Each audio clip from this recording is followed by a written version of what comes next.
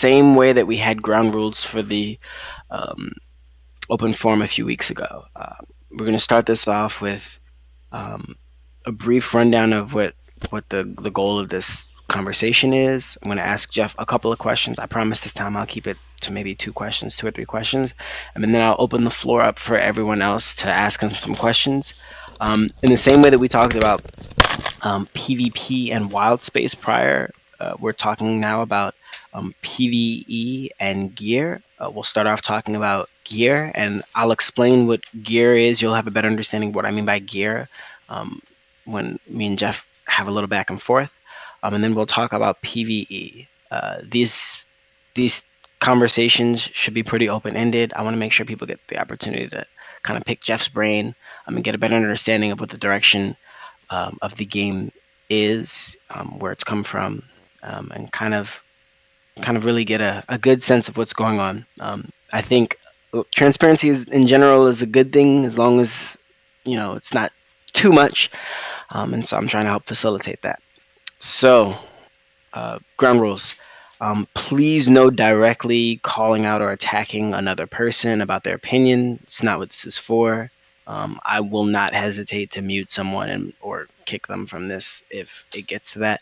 And second, this has push to talk in this particular voice channel. So if you want to speak and you're not Jeff, you need to use push to talk. And that's about it. The chat channel has slow mode on, so you won't be able to consistently type line after line. Try to keep things in the open forum chat channel to questions. Try not to type 2 or 3 letter responses to things in here. We want to try to keep this as a sort of ledger of what's going on. So Jeff, you ready? I guess. Well, you can never be always ready. So I'll start off with an easy question. So through the history of Star Sonata, there's been quite a lot of items and things added. We went from Tech 0 to 20, we added Tech 21, we added Tech 22. In some cases, we added things like side grades, right? And so there's a lot of items in Star Sonata. In my opinion, we've got so many different items that it kind of creates a situation where the game is deeper than you would think by just looking at it. And I think that's really cool. I think that's what a lot of people like about it. It's a very complicated and in-depth game that's kind of cutesy and simple to look at and jump into. But I know that under the hood, there's a lot of numbers and balance sheets and thoughts and figures and such. So I'll try to ask you an open-ended question here. What's your kind of overriding thesis on how the game should be balanced or should be played? And if that's too broad of a question, I can specify. I mean, if anything, it's that there's no way that it should be played. In general, I try to make interesting, weird items and leave it up to the players to figure out what to do with it. Or them. I mean, yeah, I've always, never gone for a prescriptive design. I think one of the strengths of Star Sonata is the variety in the items, and that you can do so much in the items, and the relative simplicity of the interface, I think. So yeah, I mean, players can do what they can do. Okay, so keeping that in mind, right? I know we've got weapons, energies, shields, augmenters, so on and so forth. What role in a world where you can kind of do whatever you want? What role do augmenters play? From your perspective, how do you see them fitting into the game? Well, augmenters were originally created because we wanted to make variation in the ships. Augmenters were added before classes or skills were ever added. And back when there weren't even that many items. So the idea behind augmenters is you have to make a permanent choice to go in some direction. You're faster, or you do more damage, or you're more tanky. And you know, we had the regular equipment you can just equip and unequip. You can go to a base, you can switch your loadout. And so the idea with the augmenters is you're kind of making a choice with that ship. So, and I think it's worked pretty well, because one of the more interesting things to me is trying to decide your augmenter setup, and thinking all the various combinations and mixing and matching. And because they're permanent or semi-permanent, right? You're not just like trying a million things and you don't care. You really think about it and you make a decision. Mm-hmm. Okay. Last question. This is kind of tied into gear, but I think it's a little bit broader. So were classes balanced around gear, or is gear balanced around classes? Like, how do we deal with that, like, tension that some classes will like want some gear more than others? How do we balance something for multiple classes in a sense? Classes were never really balanced for gear. It never came up until after there were some overpowered items that were class specific, and then things got more complicated. But originally classes were very gear agnostic, and it's still, I think, a little bit that way. But obviously, as we've specialized the classes even more, the gear has followed that to some extent. Okay. Well, this is my last question before I turn it over to players. You can't talk about gear in Star Sonata without talking about Bendamite and mods on said gear. What was your original intention with Bendamite, and how close or far, well, not just Bendamite, but mods on gear, and how close or far away has that strayed from or hewed to said intention? So mods came first, and the idea behind mods is that some items can be more rare and more powerful than just like the straight up item stats. And it's kind of patterned after Diablo in a sense. It's similar to that. It just makes it more exciting to get a rare, interesting weapon without, or item without, having to have a million items and a million entries in the drop table. The way that the mods combine with the items give you interesting mix and match combos. Then Bindamite was kind of added on to that later, and at least for me, the main reason why I was interested in Bindamite was to create an item sync, because there were so many items, and a player would use an item and then they would hand it off to another player and he'd use it and hand it off to another player, and there was items flooding in, but they weren't being sunk enough. Like, MMO economy is all about, well, most of them, it's all about faucets and sinks. So I wanted to sync stuff, like, in World of Warcraft, it seems like almost everything is bind on pickup, or I think, at least when I played it a while ago.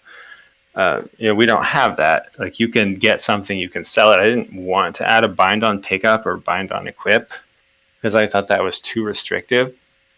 So the Bindamite, so like voluntarily neurobinding something to gain mods in exchange for being neurobound, was my idea of a way to let players voluntarily and happily sync their items and take them out of the economy. And I think it's worked pretty well. I'm really excited about the new mod system that's going to come with the class rebalance, because I've played around with it in that code branch, and it's just awesome. It's like way better than what we have now. It's so much fun. Would you be willing to share one of the cooler mods that you think, like, would you willingly share with the people present, like, what one of the coolest So mods is? for me, it's not what the mods are. Like, the new mod system, for people that don't know, is primary items, which is like weapons, shields, energy, engines, radar, I think. Um, they can all have I forget what it's called. I think it's called a primary It's mod. called a primary or And active, yeah. then the other mods are like secondary, which is kind of grandfathering in a lot of the mods we have now. So every item can have one primary mod, and that mod has a number attached to it. So I don't really remember offhand what most of those are, but let's say it's like you can get a mod that makes a weapon do an AoE and then the attached numbers, like how big it is. Right? Okay. So you can mod it and it's like 10 radius, and then you can remod it for a chance to change it, like make Mm-hmm. it better or make it different. Yeah. So what's really fun about that is, so it takes a bindamite to neurobind it the first time and bring it in to having a primary mod, and then after that you can bind it, which doesn't cost bindamite but costs increasing credits. And when you do that, you get three choices, which are basically the existing mods or two variations. So maybe the primary mod changes, or the value of the primary mod changes, or you get a different secondary mod. So you kind of, depending on how much money you want to blow on your item, you're just like continually crafting it. You're refining it to how you want, and it's a really fun mini game.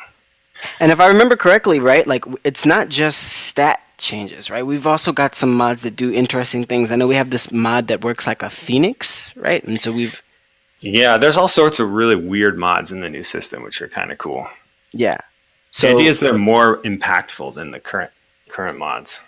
yeah, definitely, definitely.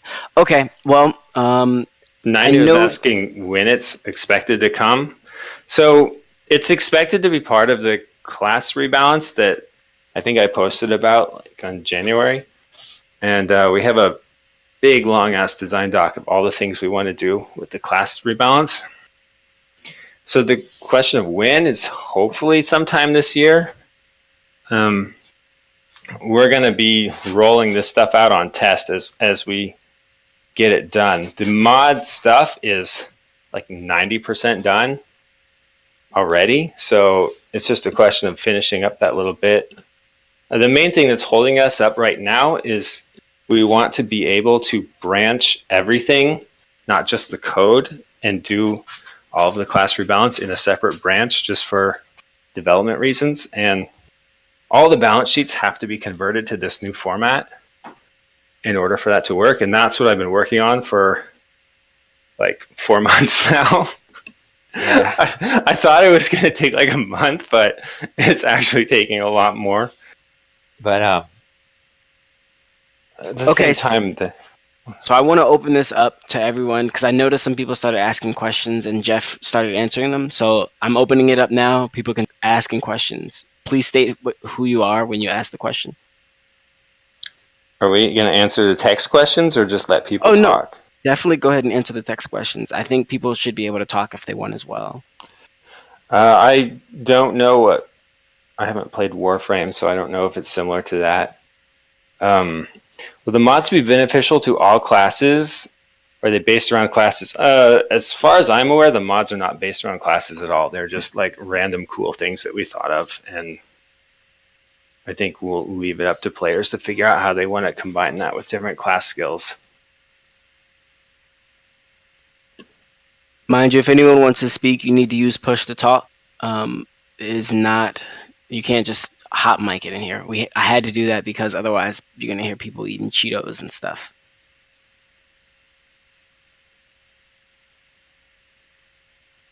We can't hear you, Starbuck. Okay, well, as soon as people are able to sort this out, so I'll ask a follow up question about mods. It sounds like when you first designed the mod system, you were kind of taking inspiration from both um, Diablo 3 and World of Warcraft. Would you say that the new mod system we're working on, the update to it, is in the same vein, or is it hewing towards one game or the other? Or style, should I The say? new mod system, I didn't have that much to do with the design. It was all proposed by other people, and I kind of okayed it. I think that was more, was it Inklin and was it Ingendum who were behind the design? Yeah, I helped with it a bit. Um, I mean, at least for me, when I think about the new mod system versus the old, I'm not thinking about any other games. I'm just thinking about Star Sonata. That's fair. That's fair. I probably should have asked it in a different way. So I'll ask differently. When you think of people interacting with mods, is it something that you want them to constantly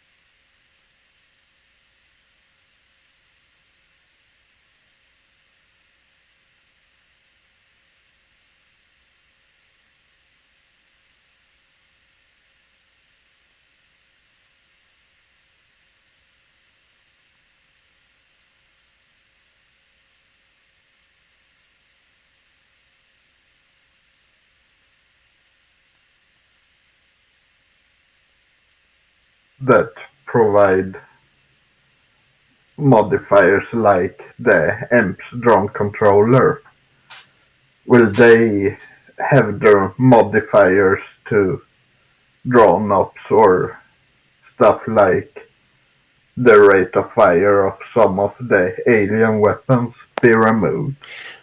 For the most part, those AUG mods on weapons are all staying.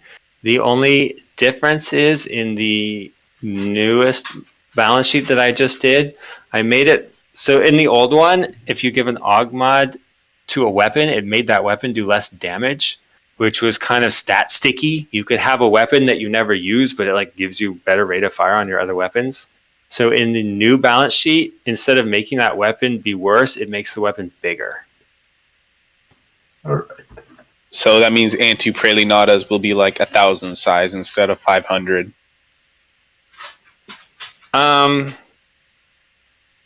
It's possible. In some cases where they had really big AUG mods, I might have reduced them a little bit, and then I might have also adjusted the weapon size class to bring it down a little bit. So if I reduce the weapon size class, that will also reduce the DPS. But basically, I didn't do a blog post about this yet, but basically every pulse gun and mag cannon is having its DPS and DPE and size and tracking and speed slightly adjusted with new, much more robust formulas and lookup tables and stuff. I don't think you did that with lasers yet, did you? I haven't done it with lasers yet, but Okay, I will. yes. Okay. So in general, I tried to keep everything size more or less what it was, although that's more so on the higher tech stuff. For the mid-range and lower tech stuff, I basically didn't care because I don't think people will care because they're not using it. Yeah, and there were some examples where some weapon was like super small but had huge, had a bunch of other stuff, and those are getting changed, but hopefully not too much. Like a lot of it is, some things were maybe size 19 and now they're size 50. So I don't think any weapons have changed by more than about 50 space than what they were. Most of them are pretty close to what they were before. Okay. Before I move on, Salt has a question. He said some pulse guns were good because they were slow. Could we have things like Solarian pulse gun reverted to a below average projectile velocity? You think Solarian pulse guns were good because they were slow? I would say Solarian pulse guns were useless because they were slow. You couldn't hit anything with them. There in the new balance sheet, there is a category for how, like, a weapon can have a slow projectile velocity or a faster projectile velocity, and that will adjust that and also adjust the relative power of the weapon. I think Solarian pulses and Titan pulses are a lot faster now than they were, and they'll actually be usable. And they still will inherit your velocity. Yes, dive bombing SDs will still be a thing. I don't think it's going to affect the dive bombing SD. I mean, SD is going like, 1,000 speed? 700 right now. 700 speed. And so what? I think the speed of a Solarian pulse used to be 150, and now it's going to be more like 300 or so. So, I mean, when you're adding 700 to that, it's not going to be a big change. I mean, it'll actually increase the range that they can go, I think, if you're dive bombing with it, actually. I thought the projectiles keep track of how far they've traveled and they kill themselves after they've gone that range. If they did, then dive bombing wouldn't work. People fly 10K out. They're supposed to? Yeah. That's what the code does, or says it does. Well, if it did, then I wouldn't be able to fly 3K out on my speed demon and shoot pulse guns. Maybe that's just torpedoes because they accelerate. But I thought the pulse guns did it too.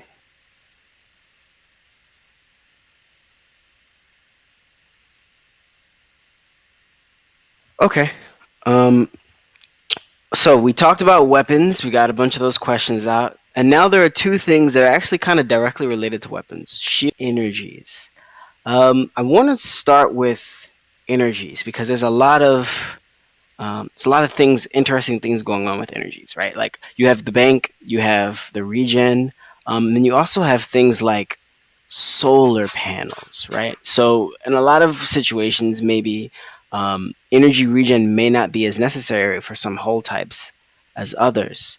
Um, and what is the like? Are people? I'll ask a different question. I'll ask a precursor to that. Should people be able to sustain their weapons, or is there like a design goal saying that, like, people should be able to fire for so No, long? I don't think people should be able to sustain their weapons no matter what, because that takes away variety. I think there should be weapons that are unsustainable that you want to use in bursts and then fly out and build up your energy and then come back. I think there should be a wide variety of DPEs that you would use in different situations.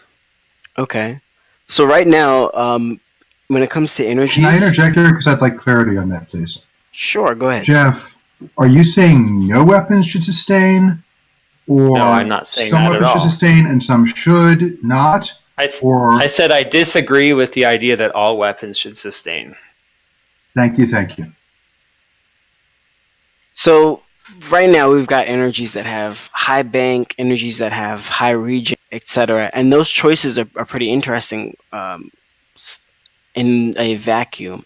However, you can currently equip a lot of solar panels to get by that. And you also have things like the engineer tractor beam that gives the player on the receiving end a bunch of electricity. Are those things going to stay as they are now? So will you be able to keep stacking up solar panels? Will you be able to give people lots of energy on an engineer? Are they changing? If not, like... The current design for the class rebalance is that solar panels are going to be made stronger, but out of combat only. But out of combat, like a few seconds, not longer than that. Out of combat a few seconds, meaning you have to not have been hit or shot for a few seconds? Yes. Okay. Hang on, is that hit or shot, or does that include taking any damage? Because we are still having a problem right now with, I think, Ice Sludge and Super Ice Sludge that just live forever. Probably hit or shot. Could you say that again? I couldn't hear you. I'm sorry. I said probably hit or shot, just to bypass the issue with parasites. I will say that in regards to Ice Sludge and stuff, they aren't going to be fertile coming up in the next patch, so you will be able to clear them off with an exterminate. Aren't they infertile already? No, they are fertile right now, but they will be infertile in an upcoming patch, I think. Right. So, okay, so you answered the question about solar panels. What about the tractor beam? Is that going to stay as it is? Actually, let me say this differently. Like, is the tractor beam as it is right now good? Do you think it works? I think it works well-ish. I don't have a super strong opinion on it, but I think people like it. I don't think we have any plans to change it, did we? Not that I know of. Just bringing it up because it relates almost directly to energy. Okay, so I think that's about it that we have for energies specifically, but I want to jump to shields. Right now, there is a heavy desire on the part of players to have a lot of shield bank, because historically, shield regen has been, let's just say, not useless, but not very useful. A lot of that has to do with the fact that AI are hit really hard, right? And I think this is a perfect opportunity to include some conversation about AI and PvE. Well, so I'll say why the shield regen has been low. It's because the previous shield balance sheet had shield regen increase it by like 4% per tech level, And weapons increase at 4% per tech level, and energy increases at 4% per tech level, and AUGs increase at 4% per tech level. So when you look at DPS overall by tech level, it's kind of like a cubic, if not more, because you're also getting skills. And the shield regen was pretty well balanced at tech 0, but it just fell off. So the new shields that we got under the latest shield balance sheet, I think we got it in the last patch maybe, it has way higher regen because I have the regen of shields going up as a square, I think, with a lot less elect cost. I mean, I thought in the previous version of the shields, like whenever I tried to put a regen shield on my slaves or something, it was just terrible because it wasted so much electricity that I wanted to be going towards DPS. So I think the latest version of shields are a much better balance. I don't know, I haven't really heard much feedback on those. Well, I've been in contact with players pretty consistently, and I think, correct me if I'm wrong, if anyone thinks I'm wrong, I think there's still a preference in a large part for like bigger shield banks, even in situations where someone is in a solo environment. I think this has a lot to do with the fact that there are at the higher end a lot of AI that can almost one-shot you. Yeah, and that should change in the class rebalance, because part of what we've already decided on is that we're going to be increasing shield banks by about 10x to get rid of the whole one-shotting problem, because getting one-shotting is not fun. Can I interject here?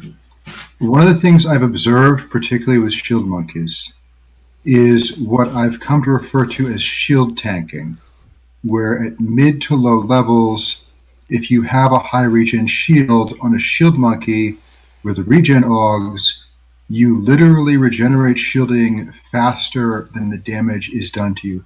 I think I got into a fight with Levy, and my Zerker could not damage a Tech 19 shield monkey because he was regenning something like 8,000 bank per second. Was this intended? I mean, we didn't set out to create that. I don't think anyone would look at the shield monkey class overall and say it's overpowered now. I mean, it's certainly more tanky, but it's not doing any damage. Like, yeah, you might not be able to kill a shield monkey, but he's not going to kill you either. I mean, just personally playing, like, it's strong, but if I go in a dungeon and I get aggro and I don't do anything about it, they're still killing me, even though I have thousands and thousands more shield regen than I did before. I think it's more comparable to the way that the DPS is scaling now. I mean, we could probably adjust it a little bit up or down, but I think it's a lot closer now to where it should be. Okay, so in regards to shields, you can't talk about shields, right, without talking about diffusers and shield chargers, right? Resistances. And so on the topic of shield chargers, kind of what are they now? Are they, what were they supposed to be, and what are we doing to them? I mean, shield charges were supposed to be something that give extra charge to your shield. I don't think there was ever much thought to the current plan with the class rebalance is to make them way stronger and be out of combat only. So kind of like panels. Yeah. Okay, so panels and shield chargers are going to be pretty strong out of combat buffs to your regeneration. Got it. Okay. So and that will reduce the whole shield monkey tanking thing too, because they won't get that during combat. Yeah, that's for sure. So, quick question. Can I drag us back to energies for a second? I wasn't aware we were doing that. I thought it was like something else. Can we get a lot of the early game prior to Tech 12 to 15 tend to be either and I'm assuming that impacts their balance sheet, and have mediocre regen and no ban, or quite large, have a lot of bank, and pretty much the same regen. Is there any way you would consider adding a series of energies in the early game, then medium size, say 30 to 50 size, and it's very little bank, but very a simple example, if you compare the monkey and the tiger, they're pretty much the same thing. I mean, I'm up for whatever we need to make the low and mid game work well. I think in general, a lot of people care a lot about the end game. Very few people care very much about the early and the mid game. So there's not a lot of feedback on it, and there's not a lot of developer time focused on it. So something I want to point out, by the way, is that when you I have this knowledge because I'm in the balance sheets. Regen doesn't scale very hard on lower end stuff, right? Like if I change the monkey heart to have 500 bank, it only gets like 5 regen or something like that. So it seems that it's a design decision to make it so that energy is a scarce resource. Am I correct in saying that, Jeff? yes, it has to be. That's it's kind of the central resource of the game. Okay. Well, and I think part of the problem with the early game is if you make anything good for a noob, you end up with a PJD situation where people like David are just going to go and ruin it for the scrub. Let's not do callouts, please. But yes, I understand what you're saying. Like PJD, for anyone who doesn't know, are primal jungle drones. Those ended up getting buffed and were really strong, and then people ended up using them in Tech 21 content. So yeah, there is a concern about making things so good at the lower ends that they outclass everything higher up. To directly answer you, Rengast, when Jeff was talking earlier about sustainability and bank, I think, and correct me if I'm wrong, Jeff, I think what you were saying was energy should always be something that you have to be worried about. And when you look at lower tech energies, they're not going to have a whole lot of regeneration. The difference in regeneration is not going to be very, very drastic between energies that have different bank sizes. And you can see this even at higher tech energies as well.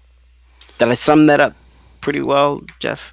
I mean, honestly, I tend to balance stuff at the end game, and I try to balance it for Tech 0, like in the Nexus, and then everything in the between just sort of ends up where the formulas put it. I mean, that makes sense. Okay, do you have okay, go ahead. May I offer a suggestion to maybe solve or a path towards solving the problem for having low regen on the low tech? At the moment, electrical engineering gives 5 energy charge per level. Would it be possible to maybe scale down the energies but increase the amount of energy regen you get for the skill itself around that tech level? Sure. It's not a bad idea. If you give an extra 5 or 10... actually, I don't know. You have to multiply that by 22. Yeah, something to think about though is Jeff, wouldn't that make it so that at a higher level it would be easier and easier to power? Yeah, I think we might be better off just giving some tweaks or some super items that give energy if there's specific places in the progression that don't have enough energy. Maybe ships that have built-in energy. I think in Rengast's case, if I may presume, Rengast, you're a berserker, right? I'm not talking specifically berserkers. I'm talking pretty much any direct fire class at early levels.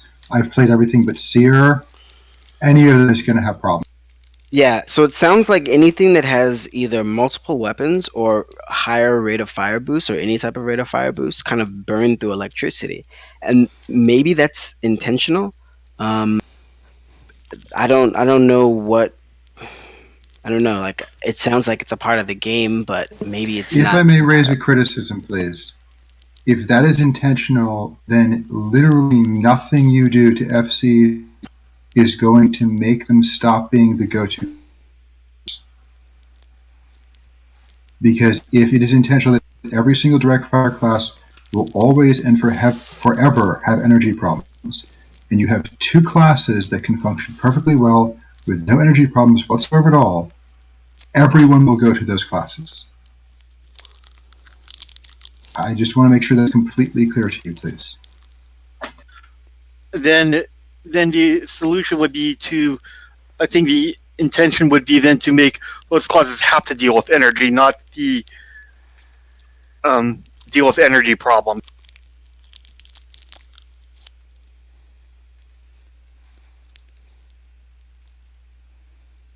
Yeah, I think it's a problem in design if there's classes that don't ever have to think about energy. Are we talking about FC and Gunner right now? FC and Engineer. Okay. I think something to also think about is that Fleet Commander and Engineer also get to use a ton of panels that other classes don't get to use. There's a lot of little things that Engineer and Fleet Commander get that those classes don't. I can't speak for a Fleet Commander, but as a low-level engineer, you actually have energy problem. But the main part is that while you have those problems, you can still have a full set of drones down. So it will just take a while to charge them, while charge one set of drones while another set is down. So that's how an engineer gets around the energy problem. I don't think it's panel stacking, to be fair. Maybe not as much at the low level. Yeah. The panels aren't as good at that level anyway. And you're not No, you're not like size-wise, you're not that much bigger than the other ships. Yeah.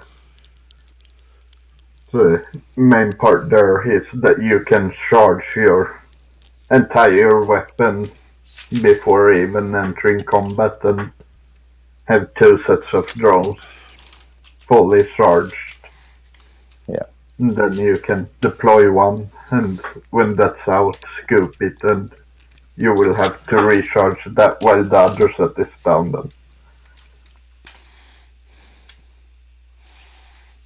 Yeah, so I think there's a lot of things going on here. We've got conversations about classes, we've got conversations about gear itself, we've got conversations about how much electricity said classes use, and I think these are all like valuable and valid like questions and concerns, and I think we may not have an answer for them at this very moment, but we will be thinking about like what the implications and ramifications are of like certain classes needing less elec or more elec. Is that a fair thing to say? I guess. Okay. I wanted to ask a quick question about just a couple more pieces of gear, and then jump straight into PvE specific conversations and questions. So before we go into the PvE, I wanted to ask about diffusers and then cloaks and radars. So to start, can we talk about diffusers and resistances, because I think that's an interesting place to talk to the players. I don't know I have that much to say about diffusers. I think they're kind of in a problematic place. I think the volatiles are too strong, but they're also kind of too annoying to use. I don't remember if we discussed them in the rebalance stuff or not. We talked about resistances, and I think maybe talking about resistances would be more of an interesting place to go with this. Yeah, we have some big changes planned for the resistances. which I think will make the game a lot better. Which is mainly right now, resistances in the game are kind of like Pokemon style. Every ship just has a random collection of different resistances, and it's like you just have to choose whatever damage type happens to work against that ship. And in some cases it's thematic, but in a lot of cases it's not. So we're going to first of all get rid of the laser damage type and laser resistance, and we're just going to make all the damage types more thematic and more differentiated, and then we're going to be getting rid of most of the resistances on most ships and replace it with an armor stat, which is kind of like resist all. And then at most, every ship will have like one resistance or one vulnerability on top of that. So everything's just going to be a lot simpler and straightforward.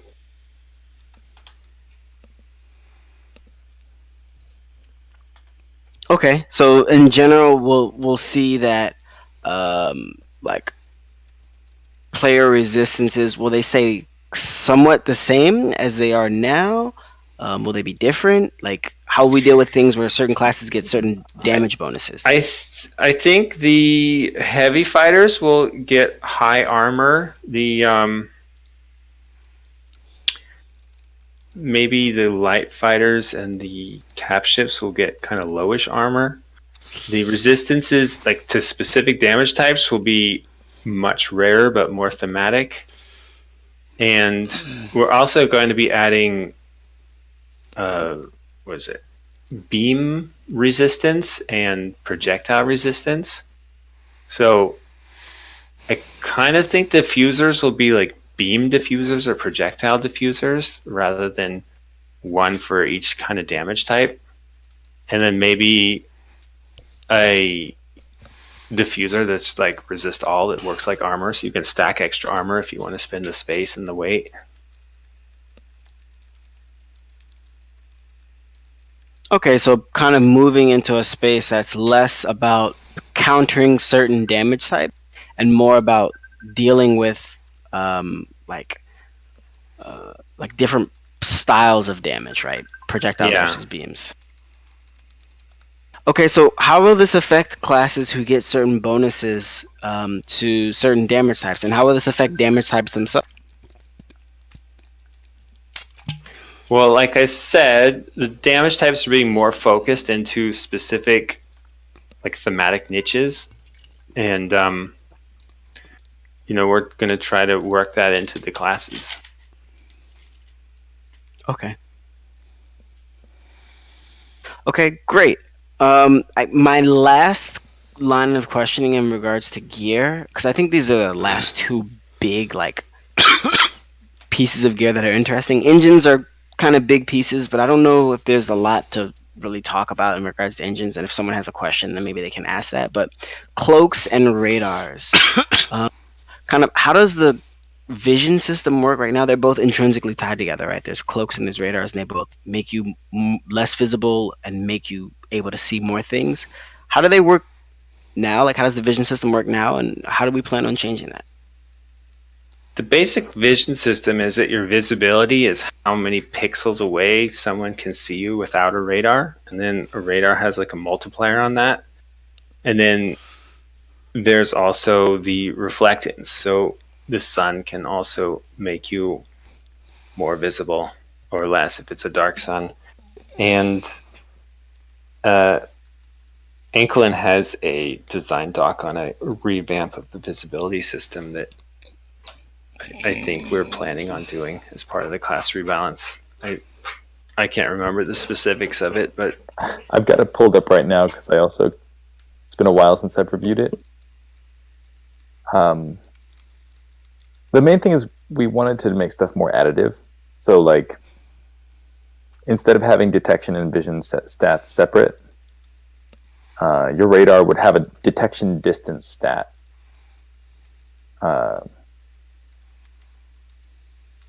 And you can see somebody if your radar detection distance is at least as big as their net visibility. But the main twist that, or like, so far that's kind of like how detection already works. Is just that it's kind of complicated with the two different factors. The main thing that we had in mind was that cloaks, instead of cloaking a percent of your visibility, would just have a detection distance stat, and when you activate the cloak, that's your detection distance, no matter how visible you were to begin with. But the harder your cloak has to work, the more energy it takes during that cloaked state. So you can cloak a really high visibility, large cap ship, but it will drain your energy pretty fast. So I think that aspect was the one that actually would shake some stuff up. So how would that affect classes like Seer, Speed Demon, Sniper, for example? Well, for one thing, it wouldn't cost them as much energy to be cloaked, so they could sustainably cloak for longer, or they could cloak indefinitely. But let me see if I have taken note of that here. If we had anything else to say about that.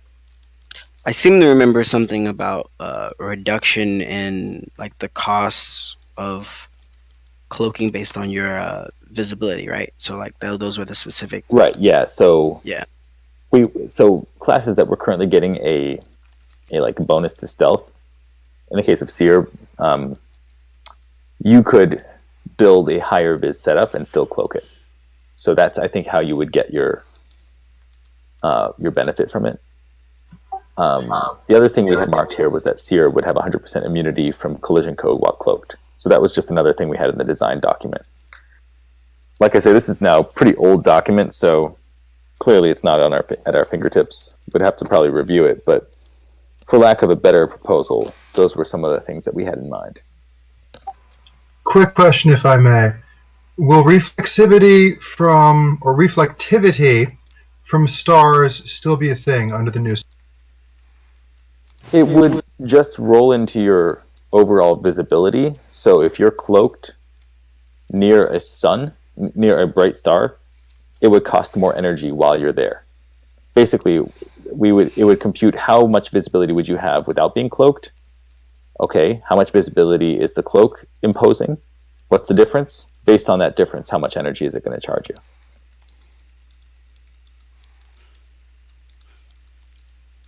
Okay. And would radars be changing? Would they be staying the same? There would be a unified detection stat. There would no longer be detection and vision. Okay. I know that radar and stealth AUGs and bonus AUG mods in general tend to be really, really powerful. That kind of makes it so that if you don't AUG for them, and someone else does, or an AI that you come across does, it can be difficult or almost impossible to see or be seen. Do we have any plans on changing that or making adjustments to that, or is that going to stay the same? It can be almost impossible to be seen. Can you repeat it? Was it an AI we're concerned about, or a player? Both players and AI, in the sense that minus visibility or stealth AUG mods and plus radar AUG mods currently are very, like, if you look at an AUG, it's like some of them have 600, 800, 900, 1,000% bonuses on them, which in turn greatly magnifies the power of the base stats on the radars, or in other cases lowers the visibility of the ship in question. And I'm just asking, do we have any plans on changing how those stat values are weighted or scaled? I think those AUG mods might actually become flat. Yeah, that's not a bad idea. So I think what we're talking about is we would merge detection into a single stat, and the visibility of your ship depends a lot on the gear you're carrying. I think radar AUG mod would become detection, and it'd be flat. And visibility, you would be like subtracting stats, subtracting numbers off of your ship's visibility. Probably. Okay. Can I make a request, please? You can make a request, sure. There's a proposal I've been throwing out for a while. I've never gotten a very clear answer on it. There's a class of items called lighthouses, which currently increase the visibility of your ship, but do nothing to increase its sight range. Would you consider allowing lighthouses to increase not merely the visibility of the ship they're on, but all ships within a certain radius? So I've got a humongous light bulb on top of my ship, and all ships within like 100 or 200 range of it get slightly more visible, in the same way that if they came within the range of a sun, they would get slightly more visible. Well, I don't know, Jeff. Do you want to talk about that? I think it's a good idea on the first order of it, but then you might run into the problem of griefing, where you can like follow a speed demon around with a really powerful lighthouse just to keep him lit up. And that could be kind of annoying. So then you have to like get into it only lights up your enemies, but then that's sort of weird. You know, I have a bigger problem with this one, Rengast. You're not actually giving anything up if you use it on a setup that's already highly visible. So then it's purely beneficial, right? You're just also saying, okay, you may be cloaked, but you can't come near me. So it seems like a free benefit to most people who would use it. Yeah, I think if you do that, you have to give it to all the AI on like the Baron level and in a Princess. Just You know for what I'm saying? Like I understand the sort of the theme concept, but from a gameplay perspective, it seems like it's just like a straight up benefit to anyone who already would have been visible to their enemies. Okay, I just wanted a response. Thank you so much. That's also basically the same as an active radar. An active radar makes you brighter and gives you better ability to see. So you're just like duplicating the radar. Why don't you just use a better radar? Well, I guess the difference is that would light up people. 2005, when I had trouble seeing like a Golden Boy AI, I bought a homing beacon or like a lighthouse because I thought it would help me see them, and it didn't. So I feel your pain on that. Wait a minute, can we back up, please? You just said something that I'm confused. I was under the impression active radars were still broken. Have they been fixed? Do you mean passive radars, the one with pings? Active radars are the ones that you don't have to ping. Oh, okay. Are passive radars still broken then? Probably. Okay, thank you. That's on our list, incidentally. I'll stop talking in a second, but in the cloaking and visibility doc, fixed ping radars is one of the 4 bullet points of radars. May I ask a question about the cloaking system you said? If you have a seer that's already lower vis than what the radar would make them, or the cloak would make them, would it be the other way around, so that it provides you with electricity at that point, or would it just not have any effect? That's a great question. I don't think it would have any effect. Right. That's a really interesting question, though. Okay, so you get the AUG stats from the cloak. yeah, exactly.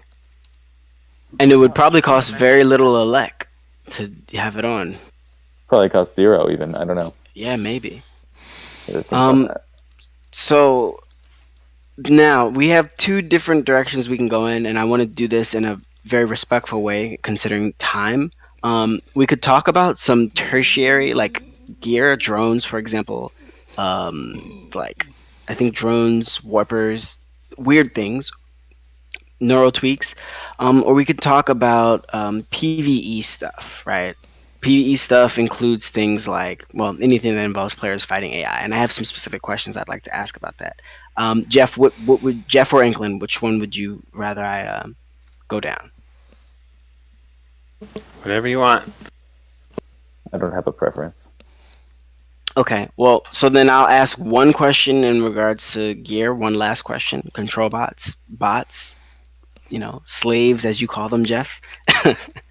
And then we'll get to PvE. So right now, control bots are interesting little doohickeys that give you some AUG mods, and you put them on your bot, and they make your bot move around and do things. They've been in the game for a while. Do we have any intentions on changing anything or shaking anything up with them? Are we okay with how bots are right now? Are we thinking about changing them? We've talked about making different control bots, giving your slaves different AIs, but I don't think anything's been decided on.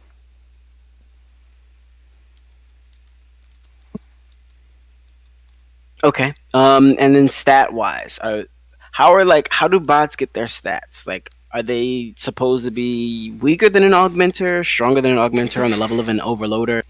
I mean, the stats on control bots are basically because the bots used to be so stupid that they're like worthless, so we had to give them lots of stats to try to make them worthwhile. I think that's less of the case now that the bot AI has been upgraded. And you kind of need augmenter stats on the different control bots, otherwise there's nothing that differentiates the different control bots. I think. I mean, I never really thought about it directly in relationship to an AUG, but it's basically an AUG that you can change around. I feel like it's an okay place right now, so I haven't put a lot of thought into it personally. Okay.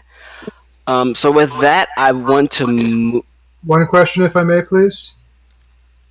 Right now, Multifire and Negative Elect are hands down massively better than every single other combat bot out there. Are there any plans to increase the other bots to match them? Because I nerf Multifire much more than it already has been. I know everyone says that.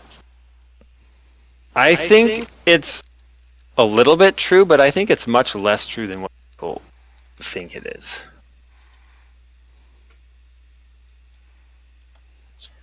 So there aren't any plans to change it because I don't personally think it's that big of an imbalance that other people think. I just think that the meta is that way and the player base has decided it's that way.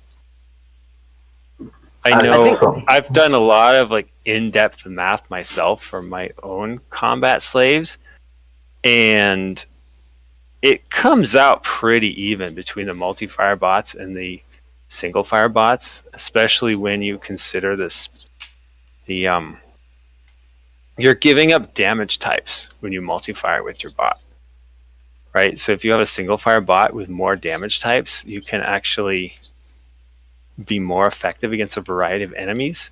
If you're specifically gearing your bot for each encounter, then yeah, I'll give it that the multi-fire is stronger. But if you're just talking about going to Perilous and roaming around and doing dungeons, I think it's much less the case. And I mean, I have math and I've done a lot of testing on my own bots with that, and it's I think the balance right now is actually pretty good. And I just think it's been decided that multi-fire bots are the best, and maybe it's different for other classes. Which class are you basing this on, by the way, Jeff? The shield monkey slaves. Okay. Well, I know, so Rengas had a lower level perspective, and I know we have a lot of people in here right now, and I'm sure some of you may be higher end bot users, fleet commanders, or some such. Would anyone care to chime in as to what their opinion about or they're not just their opinion, but their experience with multi-firing bots? May I send in my sense from my shield monkey? I felt that I got a lot more, like Jeff said, I got a lot more damage when I geared them up specifically against that enemy, but simply for having slaves and using them, I felt a lot more. It was a lot more.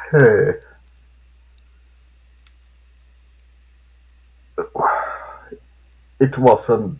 I didn't have to re-gear my slaves as much when using a non-modifier control bot.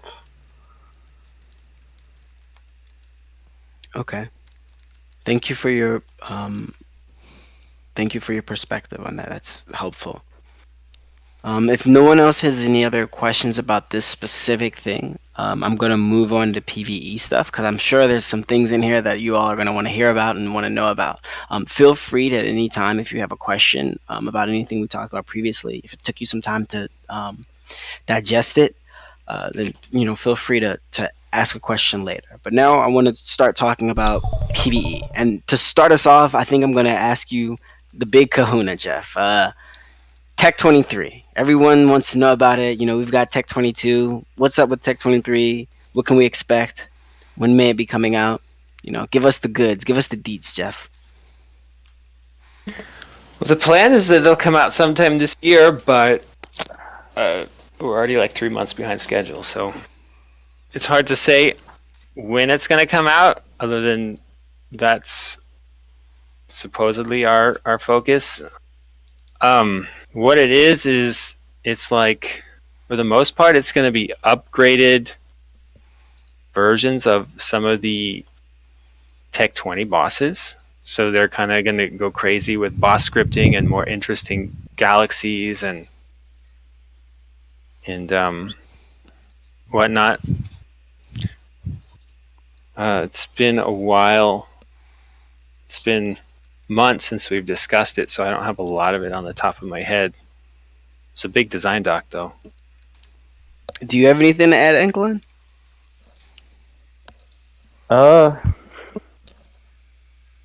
Not on such a general level, I don't think. Okay. Some dog is saying something of interest. Sure.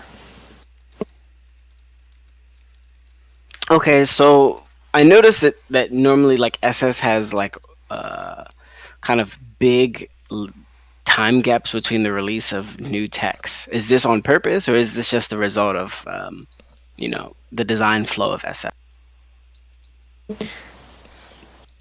It's just kind of the result of how things are, which people are focused on what.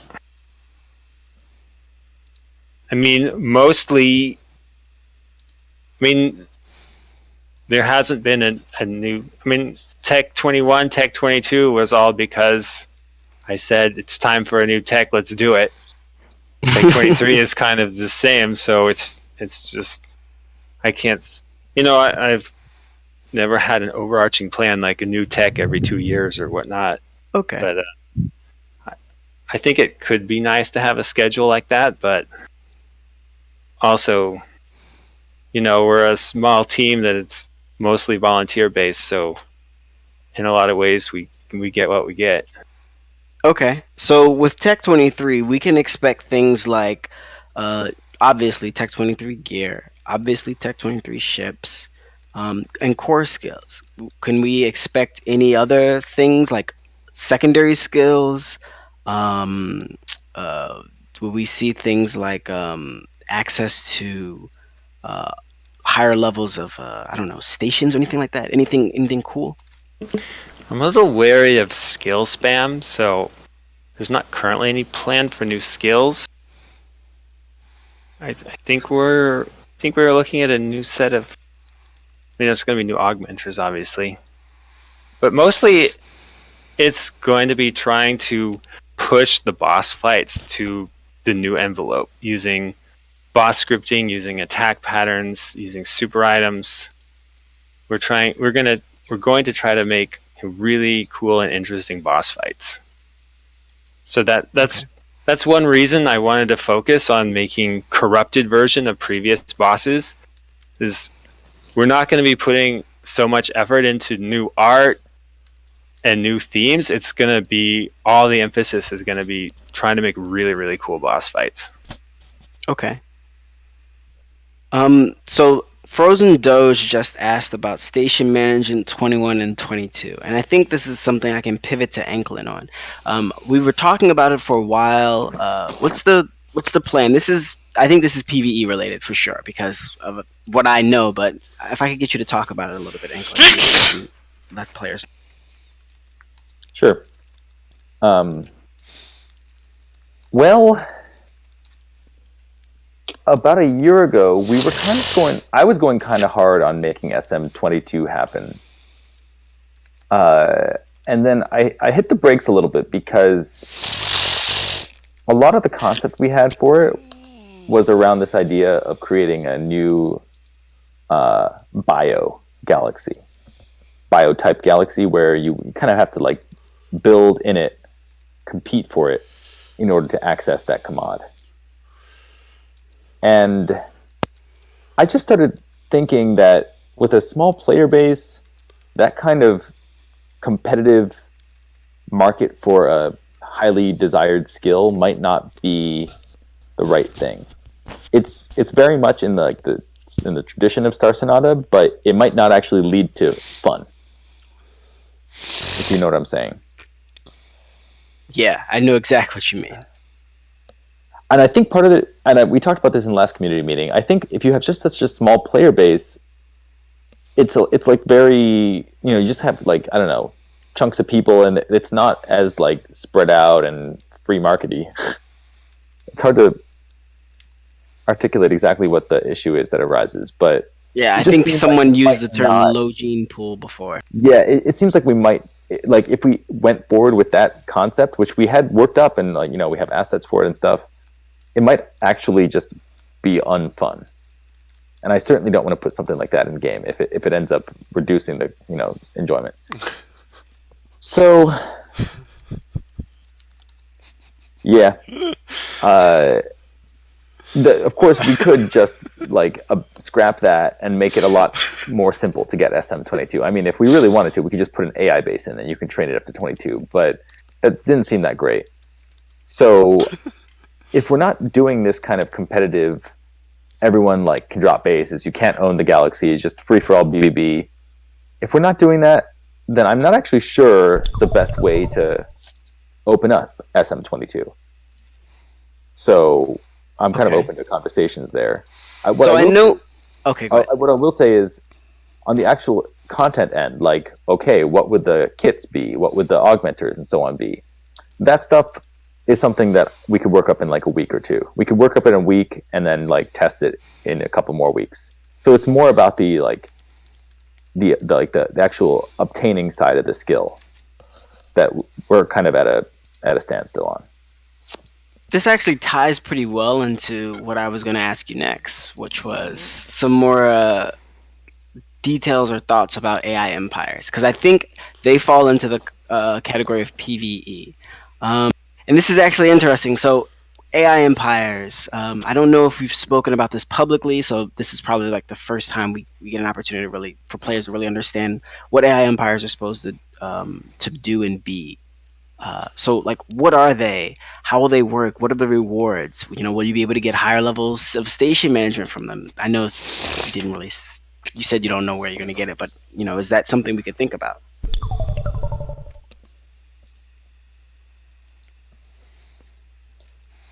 Are you asking me about AI empires? Yes, I was asking you about AI empires. Like just generally, what are they for, or in reference to SM 21, 22? Kind of, what are AI empires? Where did the idea come from? Like, what are they for? What are we thinking about doing with them in the future? And the reason why I asked SM 21 and 22 as a question about it is because you had mentioned you were looking for opportunities to kind of introduce SM 21 or 22 in a more fair way. I asked you an open-ended question with 4 different statements, so I think let's just start with, what are AI empires? How did they come about? They came about in concept many years ago when Ryan just had this idea. And I think back then his general concept was it would make Wild Space feel a little more fun, a little like more inhabited, and it would make it possible for us to have the game put pressure on your galaxies in a little bit of a smarter way than the way termites do. And that he started working on the code, but it went really slow, and he didn't prioritize it because he has other things he's working on. And eventually we picked it up because we revisited this idea of having territory in Wild Space and having certain areas where if you come prepared, you can actually grab some really nice territory. And it's not so much just a crapshoot of who explores it first or who gets their bases down first. but it's the people who actually come ready to fight. So that's the general concept we're working off of, I would say. And I'm pretty happy with how it's looking at the moment. Okay, so AI empires, they are kind of to give you, to spice up wild space in a sense. Okay, are there any plans to make currently buildable galaxies kind of like already occupied by an AI empire? So, for example, like I know we have biologic and imbiologic, right? And they work based off termites. Are the galaxies like them, like those galaxies, and other galaxies that are buildable? Are we thinking about making AI empires fight or own them? Yeah, we could, but you have to BVB them, remember? So it's like kind of weird compared to wild space, where there's plenty of space to set up shop and BVB from. Okay, well then explain more about what you mean when you say you have to BVB them. How do they work? Are they actually They own like galaxies, teams? so like you fight them like you fight a player. If you want to take an AI Empire's gal, it will be owned and full of their bases, so you have to own the gal next to them, and you actually have to war them like you would war a player team. And then after an hour war goes active, after 24 hours of ownership adjacent, you actually can lay kits in their gal. You BVB them like any other team. And do you wipe them out? Like, can you just wipe them out and then they're no longer a threat? If you destroy all of their gals, including their HQ, I'd have to check with Ingen about what they do, but it might be that they no longer spawn anywhere. If you really do clear them completely out of the game. Okay. If you only clear some of their gals, they will keep persisting and taking new galaxies that are adjacent to their holdings. Okay, so how do termites fit into this?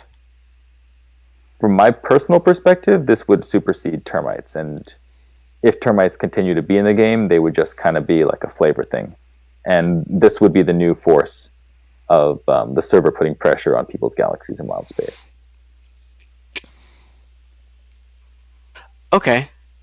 All right, so the AI empires are kind of taking over the role that termites had in a sense, right? That would be my personal vision. I'm okay with it, with there being some difference of opinion there. But the thing with the AI empires is we can really code it so that certain empires will especially put pressure on, let's say, galaxies that don't have a very high population, or galaxies that don't have a lot of industry. So we can make it so that AI empires will go after those like buffer gals you have, or your connectors that you just kind of threw down and forgot about. And that way we can, make wild space a little bit more hostile. And, in so doing, we can also make the game provide a little bit of training to less experienced players when it comes to defending their assets. Okay. If anyone has any other questions about this is appropriate time to ask. Question: how large will the power difference be between Tech 22 and Tech 23? It sounds like that's a Jeff question, I think. Items are going to follow the same power curve as normal. So 4% or so? I think it's 4% stronger than the previous level. Well, it's not 4% stronger than the previous level. It's 4% along the progression. So it'll be less than that percentage wise. Okay, so items basically kind of have like a flat power, and then that gets added on to as you increase in tech level, right? Yeah. Yeah, So I think Tech 0 is power 1.0, and then after that... I'm sorry, you cut out. Every tech level after that adds 0.04. Oh, okay. So I think how it works. Yeah, I see. I know what you're talking about. Yeah. So then Tech 23 would be 0.04 like times 23 or something like that, right? Plus 1. Plus 1. Okay. So basically Tech 23 will be a little more stronger than Tech 22. Yeah, but remember, if your energy is 4% stronger and your weapon is 4% stronger and your shield is 4% stronger and your augmenter is 4% stronger and your ship is 4% stronger, then it all It adds multiplies. up to more than 4% Yeah. in total. Yeah. Okay. So Salt asked the question, how will AI empires target empty connector galaxies if they have to be BVB'd? Would they try and fight to reach them, or is this opportunistic? It's a good question. If you have if it's not a galaxy that they can actually just connect to, I think that they would actually. Well, if there was a galaxy out there that had an adjacent unowned gal, they would probably make their way to that unowned gal and then BBB. If not, then I think that probably they would just go off of whatever they're bordering. So if everything they bordered was a really well fortified galaxy, they probably that aspect of their code would not kick in. But Okay. that part is not programmed for this coming uni, so we have some flexibility there all into next universe as to how we actually design them. Okay. So if we want to make them really dirty and like extra eager to track down those weak points, we could code them that way. It hasn't been decided. Okay. Cool. Let me see if anyone else has any other questions about anything that we've discussed so far before I move to the next thing. Can I throw a random one out there, please? Mhm. What do the balance sheets look like? Like when I'm used to doing paper and pencil RPG, like Torg's spell sheet, which is literally you get a bunch of points by doing things like cast time and then you spend those points on the abilities of the spell. I'm functionally doing something similar. Am I correct in this? Exactly. The exact same thing you just described is the balance sheet. Really, really complicated Really complicated what? Excel documents. There you go. That's what I was thinking. Thank you. But I can speak towards the trend. The first iteration of balance sheets a decade ago was just me trying to bring some amount of semblance to the order to the universe, because everything was just random. So I put them in. I had some formulas, etc. It's moving more and more towards like originally the dev using the balance sheet would type in a number for every field, just whatever they thought was right. And then there was one formula that would evaluate sort of the overall power, and then you try to make that come out right for the tech level and the rarity. And it's more and more moving where the dev does less and less typing of actual numbers. We now have a lot of drop downs. So you kind of describe your item from 5 or 6 drop downs, which is various aspects of it. Like, is it big? Is it small? Is it long range? Is it short range? How do you get it? That sort of thing. And then all the stats get generated. Because a problem we've had over the years is the more flexibility the balance sheets had, every dev making new content, like in order for it to be interesting to them, they wanted their new content to be powerful and interesting and people to get excited about it. So the balance sheets would just get abused more and more and more. Like whatever formula I would do, every dev would, not every dev, but many devs would try to figure out how they can make the most powerful possible item given those formulas that were constraining them. And so the latest iteration is a lot more robust and gives us more balancing powers too, because it's using a lot more lookup tables than ever before. So, you say this weapon is size gigantic, and that means the size is multiplied by this much, and the power is multiplied by this much, and the range is multiplied by this much. And we can look at that table and we can we can come up with things that look reasonable in the table rather than trying to describe everything with complicated formulas. Okay.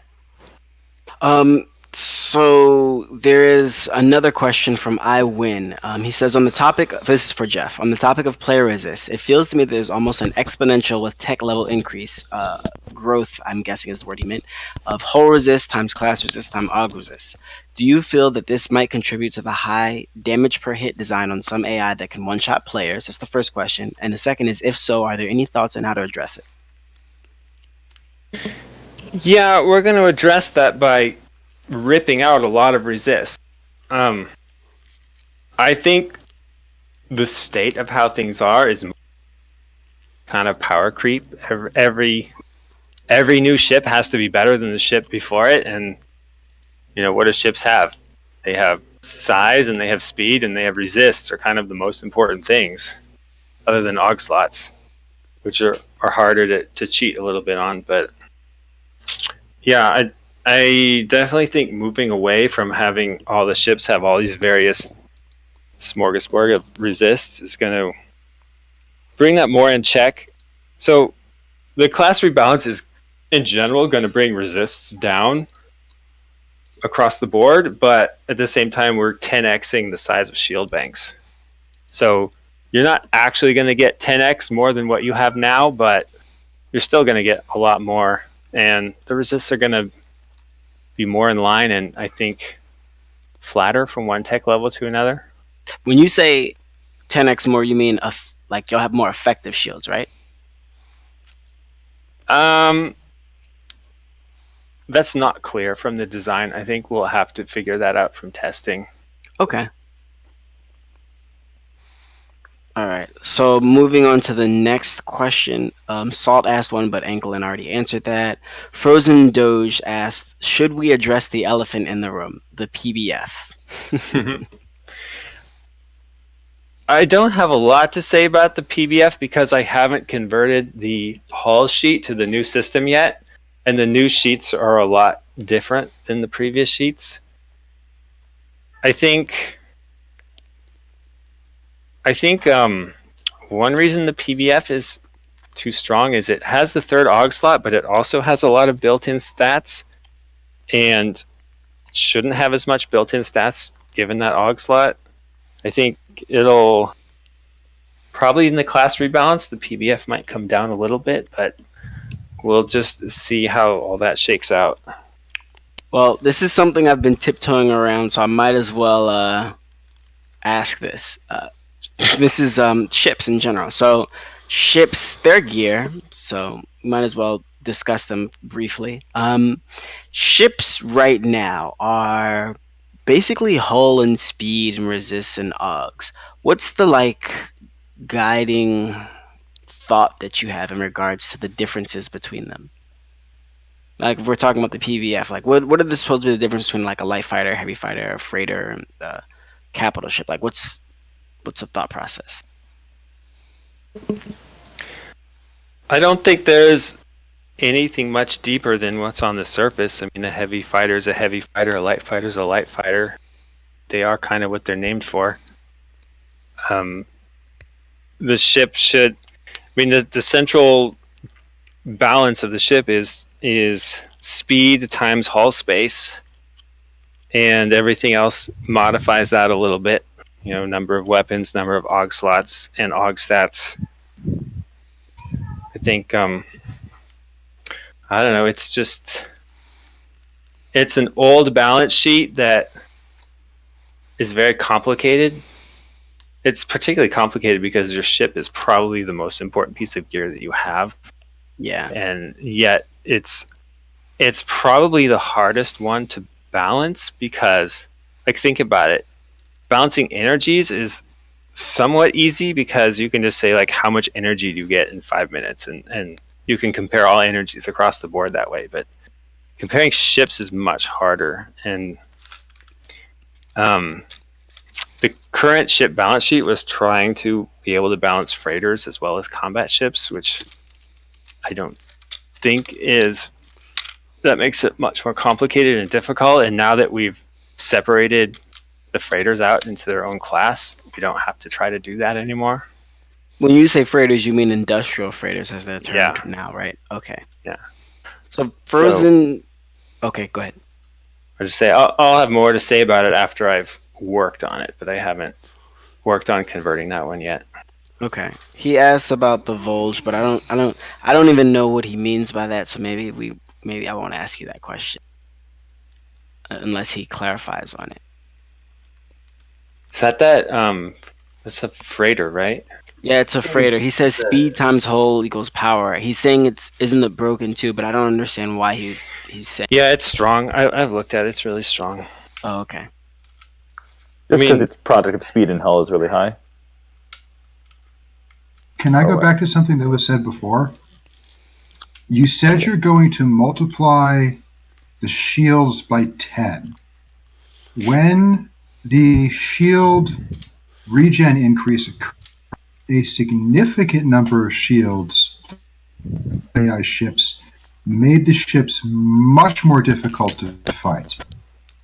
Will this increase be on the shields directly, so it will affect both player and AI ships, or simply on the player's stats somewhere via skills or something, so it affects players but not the AI?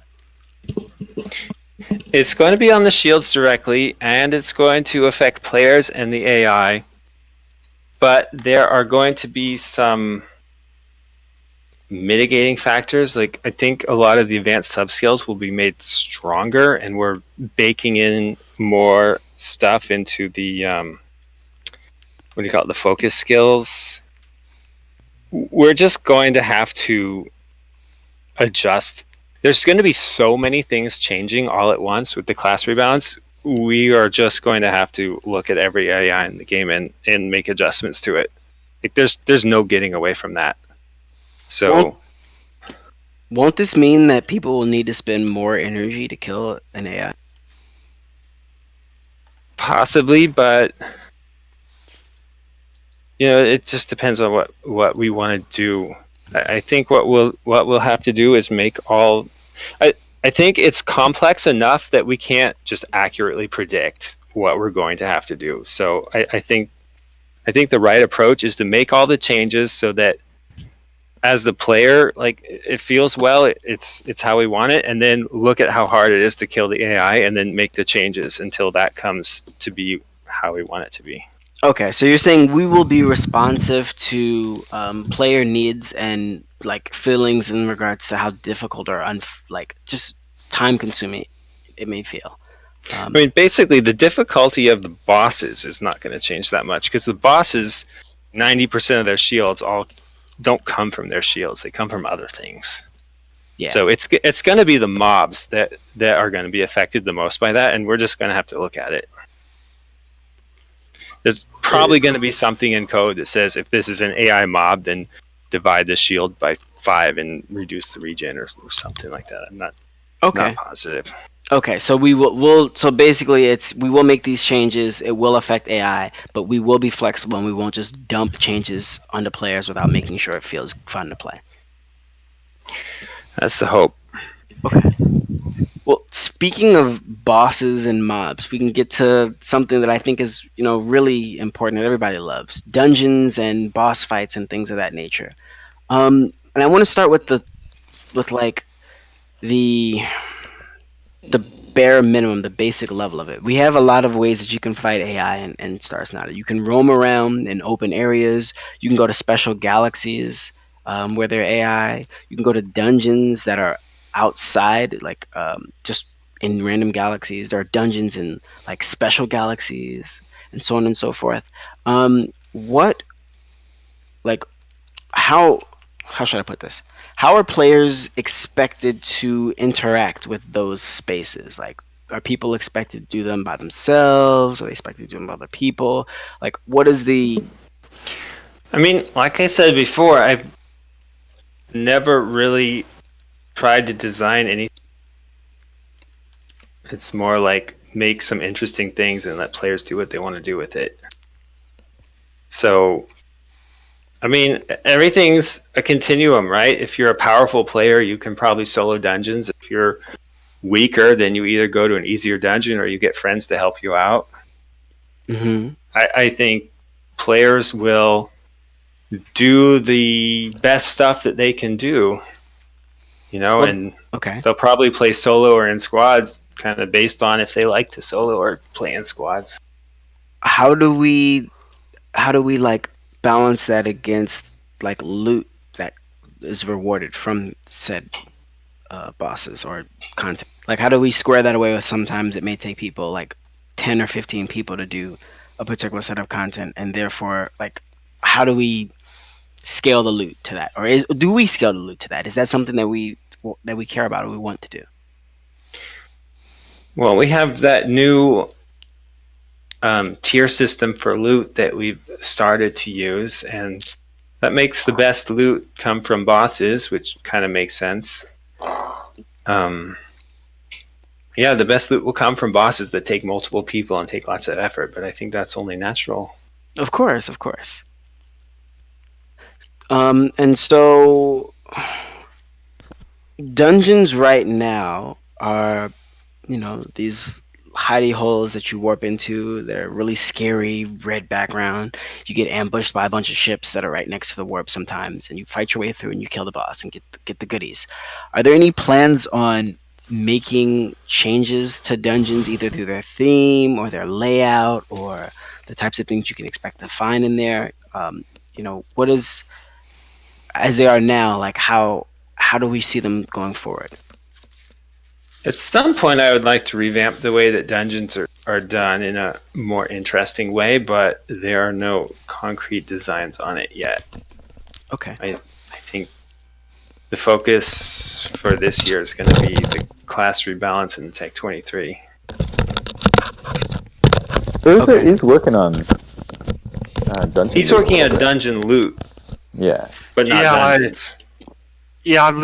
I'll be starting to better work on loot next uni.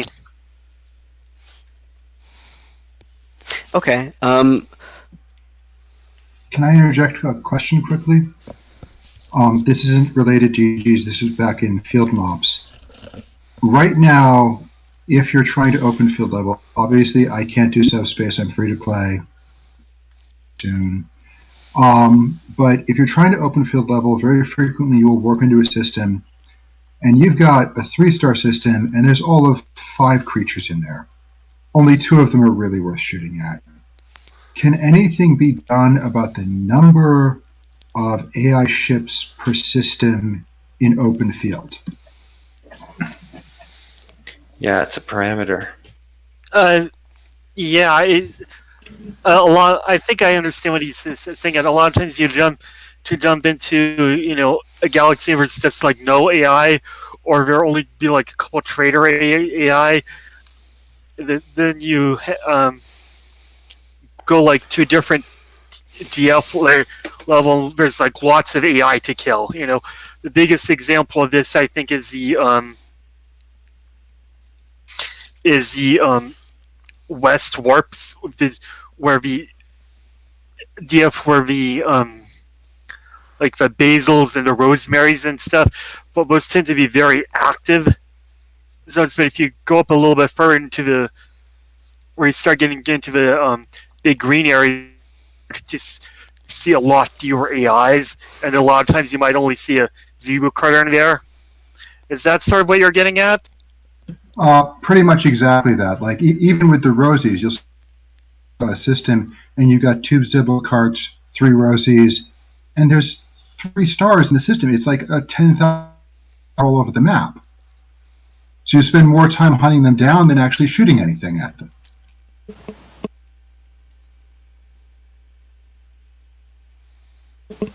So in general, AIs are added to base based on the galaxy.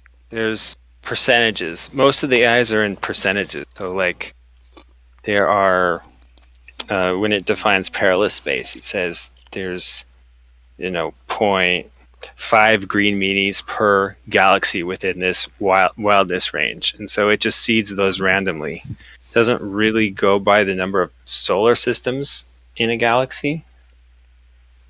But I mean, I think it's kind of okay that there's a lot of variety there, that you have to hunt down things that you're looking for, because if you just want to fight waves of enemies, that's sort of what instances and what DGs are for.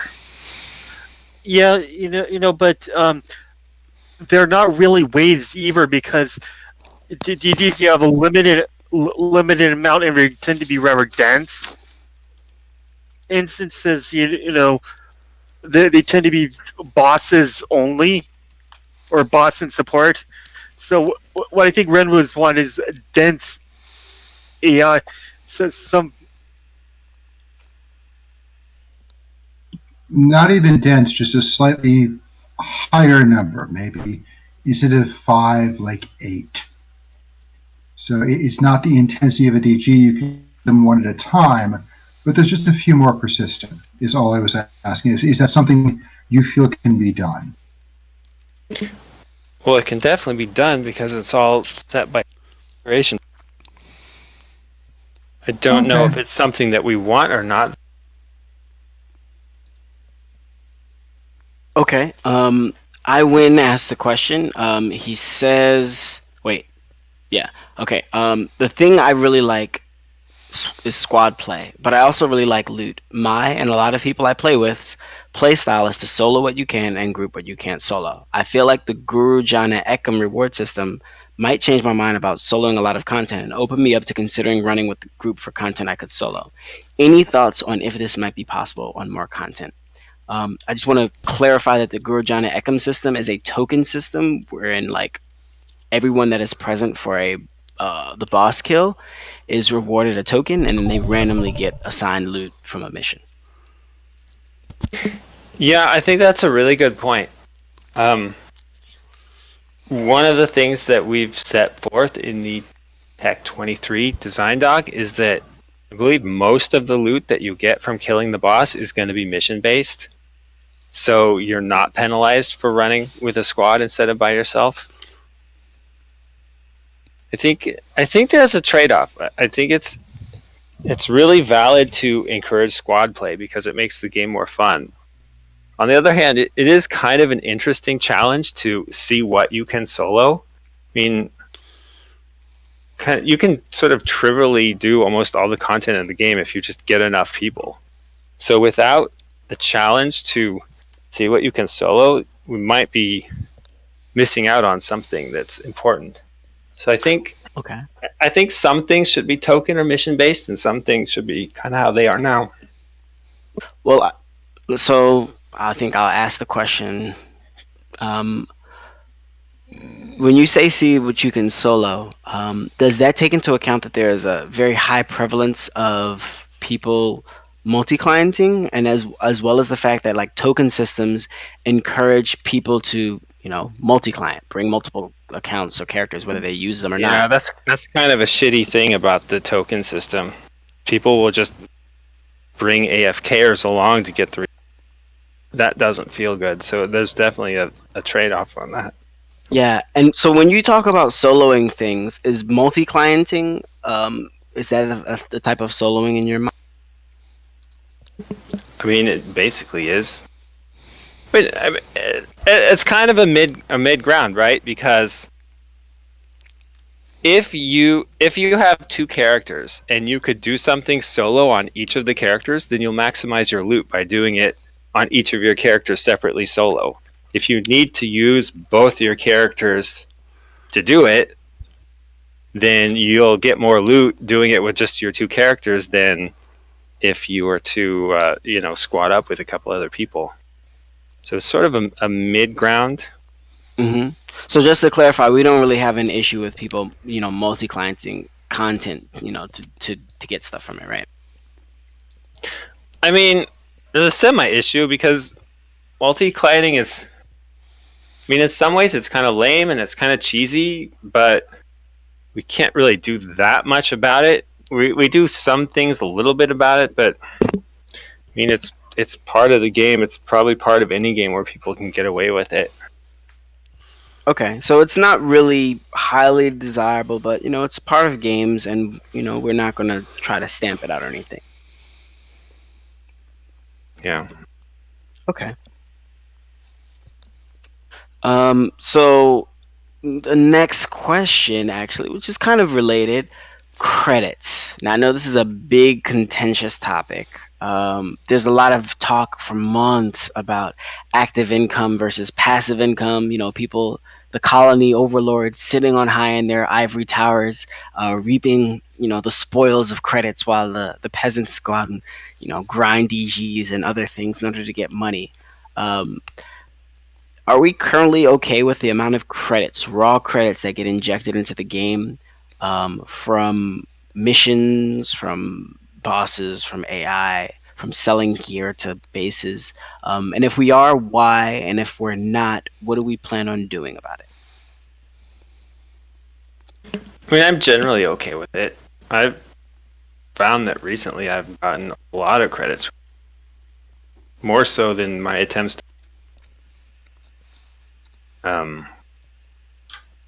I mean, it's a huge conversation that a lot could go into it, but I think in a lot of ways it is what it is.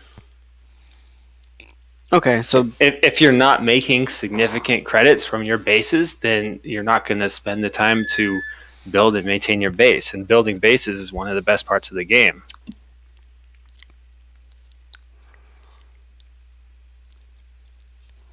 okay, so what I'm hearing generally is that the way credits work, or the way you get credits now, is it's pretty much how it's going to be going forward. Can I ask a question, please? Jeff, I believe you do accounting for a living. I've been told this. I haven't had the opportunity to ask. I don't know how much No. economics you know. I do Are Star you Sonata. Okay. Are you familiar with the concept that circulating capital is more efficient than money in, money out?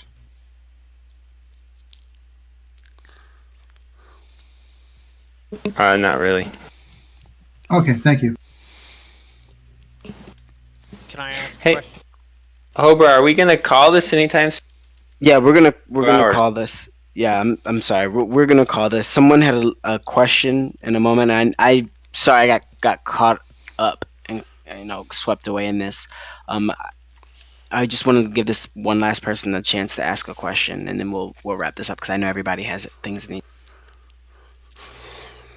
Cool. Hey, this is Jack. Question regarding class roles.